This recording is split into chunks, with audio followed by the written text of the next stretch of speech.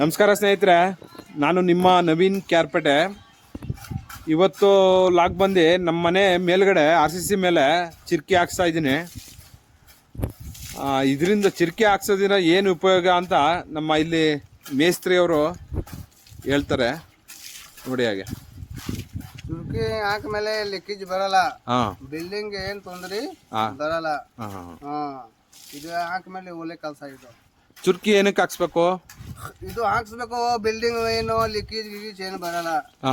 ಮಳೆ ಹೋಯ್ದ್ರೆ ಏನು ತೊಂದ್ರೆ ಇಲ್ಲ. ಶೀಟ್ ಹಾಕ್ಸ್ತೆ ಹೋದ್ರು ನಡೀತದೆ. ನಡೀತದೆ. ಈಗ ಲೀಕೇಜ್ ಹಾಕ್ಸ್ತೆ ಹೋದ್ರ, ಅಲ್ಲ ಇದು ಚಿರ್ಕಿ ಹಾಕ್ಸ್ತೆ ಹೋದ್ರ, ಇದು ಸೀಟ್ ಹಾಕ್ತಿರಾ ಅವಾಗ ಚುರ್ಕಿ ಹಾಕ್ಬಾರ್ದು. ಅಲ್ಲ ಚುರ್ಕಿ ಹಾಕ್ಸ್ತೆ ಹೋದ್ರೆ ಏನ್ ಪ್ರಾಬ್ಲಮ್ ಬರುತ್ತೆ? ಏನ್ ಪ್ರಾಬ್ಲಮ್ ಬರಲ್ಲ. ಅಲ್ಲ ಬಿಲ್ಡಿಂಗು ಏನ್ ಪ್ರಾಬ್ಲಮ್ ಬರಲ್ಲ. ಅಲ್ಲ ಈಗ ಚುರ್ಕಿ ನಾನ್ ಕೇಳ್ತಾ ಇರೋದು ಏನು ಗೊತ್ತೇನ್ರಿ, ಈಗ ಚುರ್ಕಿ ಹಾಕ್ಸಿದ್ರೆ ಏನು ಲೀಕೇಜ್ ಬರಲ್ಲ ಅಂತ ಹೇಳಿದಿರಿ ಅಲ್ವಾ? ಚುರ್ಕಿ ಹಾಕ್ಸ್ತೆ ಹೋದ್ರೆ ಮಳೆ ಹೋಯ್ದ್ರೆ ಏನಾರ ಒಂಚೂರು ಡ್ಯಾಮೇಜ್ ಗಿಮೇಜ್ ಆಗುತ್ತಾ? ಆಗಲ್ವಾ? ಮತ್ ಚುರ್ಕಿ ಯಾಕೆ ಹಾಕ್ಸ್ಬೇಕು? ಯಾಕೆ? ಲೀಕೇಜ್ ಬರಲ್ಲ, ಬಿಲ್ಡಿಂಗ್ ಡ್ಯಾಮೇಜ್ ಆಗಲ್ಲ. ಸರಿ ಸರಿ ಆಯ್ತು.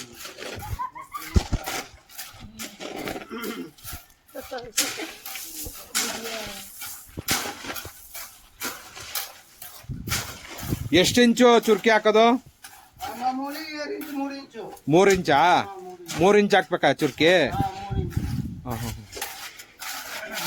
ಏನೇನ್ ಮಿಕ್ಸ್ ಮಾಡ್ಕೊಂಡಿದ್ದೀರಿ ಇದಕ್ಕೆ?